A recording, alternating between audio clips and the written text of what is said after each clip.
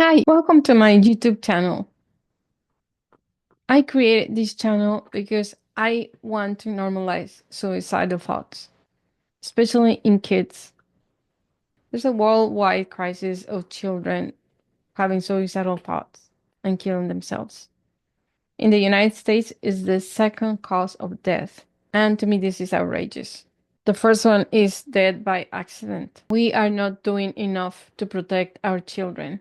So I want to help parents to educate themselves about this important topic. If there's anything special that you would like me to talk about, please comment. I read the comments so you won't be wasting your time. What would you do if your child told you that they didn't want to be here anymore, that they want to die? Would you freeze? Would you panic? Would you brush it off? Because I'll tell you right now, the worst thing you can do is nothing. Suicidal thoughts in kids are real. And as terrifying as this is, you can handle this. I'm going to give you the exact steps to help your child if they ever say something like this to you. So let's go. Step number one, don't be afraid to talk about it. First things first, say the word. Are you thinking about suicide? Normalize it. They have headaches. They sometimes get angry. They get frustrated. They get defiant. Suicide is a human feeling, and we have to normalize it. Otherwise, we're just never going to win that fight. There's a lot of shame, there's a lot of stigma behind it, and I get it. I get it why we do this.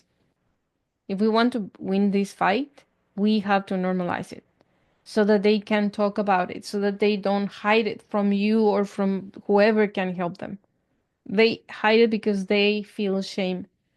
They don't want to be ostracized. Maybe they don't want to worry you. Maybe they don't want you to suffer because they are under stress. They don't want you to be stressed out. Maybe they think you already have enough problems. Maybe you are going through something really hard in your life and they see that. They don't want to give you more problems. But if we normalize this and if we have these conversations with them, even if they are not presenting any of these problems, then we can open the door to that conversation, make it accessible. When we just learn that our kid is going through all of this, to deny it or try not to see it. So we might say things like, "Oh, you don't really feel that way, do you?" Or "You are too young to think about dying. You should be thinking about your future, not about dying." Where is that coming from? Did you see it in a movie? Are you imitating someone at school? Do you think it's cool to talk about suicide? Or saying things like, "This is just a phase." Things you can do, you can tell them, "I believe you. I'm sorry you are going through this, and thank you. Thank you for trusting me with this." Or, "I am so glad you told me. Now that I know, we are going to figure this out together." Step number two, dig deep and listen. Now that they have opened up to you, your job is to listen deeply, carefully, thoughtfully. Ask important and uncomfortable questions. But it's important for you to keep them simple, simple and direct, honest, open. These are questions that you can ask. Can you tell me what makes you feel this way? Or when did you start feeling like this? Is there something or someone making this worse? What helps you feel even just a tiny bit better?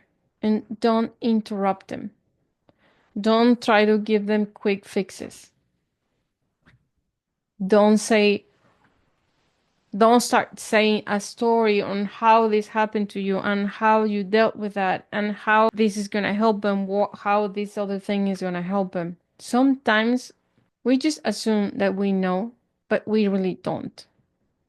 When we were kids, we did not live the things that they are living right now. The bullying experiences they may having now might not look like the ones we experienced when we were kids. Also, there's the screens, there's the acts, There's the dating apps. The world they live in right now looks nothing like the one we lived when we were kids. So our life experience is not the same. And if we encourage conversations and truly, deeply, and authentically listen to what they are saying, we can understand them better, understand where they are coming from and why they feel the way they feel. We should stop assuming that we know just because we are older and we have more experience, but we don't have their experience. I hope I made my point by now.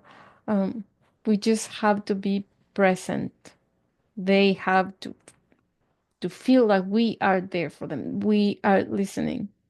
We are there, and we are not going anywhere. Step number three: stay calm. You set the tone. They need to see you in control. If you panic, they are going to panic. If you freak out, they are going to shut down. They don't want to hurt you. They don't want to bring stress to your life. That might be the reason why they never told you before. You have to present yourself like you are empathetic, but you are hearing them and you got this. You know what to do. You know how to help them. Even if this is not, then you have to make it true. Then you have to go and scream and yell and ask for help. Go to your therapist, go to your priest, go to your pastor, to your mother, to whoever you want that you trust. Ask for help and figure it out. Parenting coaches, we are very good at that. We can guide you, we can hold your hand through this process from the beginning to the end. I specialize in this topic because I went through it. So I'm walking this path with you and I have been there. You can also go to a therapist. You are going to trauma. Thinking that your child might lose their life in this battle is very, very stressful. It still hurts when I remember those days when I was afraid to walk into my son's room and find him cold, to touch his feet and find that his feet were cold. Like that still to this day gives me PTSD. It's very hard. So the more help you get, the better. They need to see you can handle this. Say things like, I hear you and I've got this. Or you are not alone and we are handling this together. We are going to kill these beasts together. Step 4, get them professional help. A crisis like this is not a DIY project. You need professional help, but don't send them to any therapist. You need to find the right match for them. Ask them, like, would they prefer a male, a female? What age? What type of therapy? Go and do a Google search. What type of therapies are there? What do they feel would help them better? Or you know them, you can ask yourself, does my child feel comfortable with them? You can read their body language. Or you can ask, how's therapy going for you? If they don't really want to go to therapy, that's a red flag. They should feel like they are being helped and they are making progress. Find someone who understands child mental health, somebody that can connect with them to their level. And if your child doesn't like their therapist, try someone else. If they don't have a good connection, it is just not going to work at all. We're wasting your time and your money. And in this case, you could also be putting your kid at risk if they are not getting the right help, the help that they need at that moment. So this is crucial. Step number 5, ask them what helps them feel better. Kids don't always have words for their emotions. So help them express those emotions in a different way. There's therapies that are more fun for them, like art therapy, movement therapy. This works really well for younger kids. You can ask them, like, can you draw me a picture on how you feel? what your emotions are. You can also use movement to help them. Like, use, do you want to dance it out? Or do you want to go to the trampoline park? And you can use those tools to get them to connect with you and talk to you.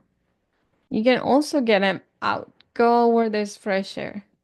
Just ask them, let's go for a walk together. If this scenario is going to be you sitting down and they are in front of you, it's going to be harder to get them to talk. If you are doing something fun with them, when their mind is distracted with that fun thing, it's easier for them to open up. And in this case, it's crucial for us to learn more about what's going on with them, why they are in this crisis. Step number 6, play. Yes, play. Play is how kids process emotions. So use your toys to act out scenarios and keep it simple. We can use this bear. We can say things like, Teddy looks sad today. Teddy, what's going on? And then maybe you can pass Teddy to your kid and they are going to reply, most likely stating their own feelings. Or you can say things like, oh, Teddy, do you feel invisible today? Is that what's going on? That sounds really hard. What do you think? How can we make him feel better? It's plain and simple. Step number 7, follow up. Keep checking in.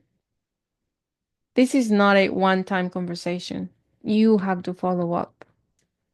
Watch for changes in mood, behavior, or energy. Keep asking, how are you feeling today?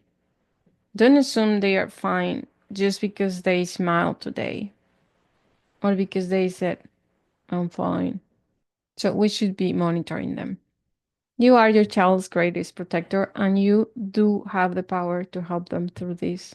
Don't wait. Ask, listen, act. Comment, I'm listening if you are committed to having these conversations. And tag a parent who needs to hear this. And be a mama bear.